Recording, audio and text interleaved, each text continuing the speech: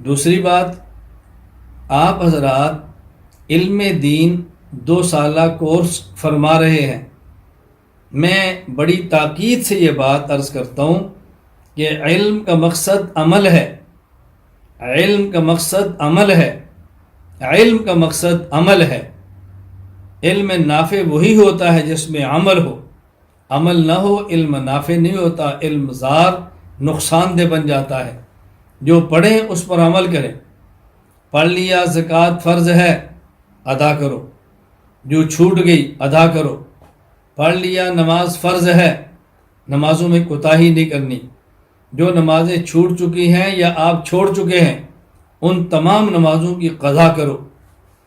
پڑھ لیا کہ حج فرض ہے، جس کے پاس استطاعت ہے محنت کرے، ہمت کرے، کوشش کرے. پڑھ لیا کہ روزہ فرض ہے، رکھنے ہیں، جو نہیں رکھ سکے وہ قضا کریں.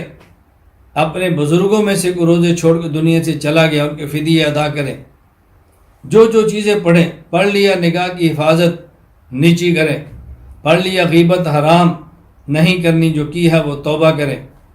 پڑھ لیا کہ نشہ حرام اب نہیں کرنا.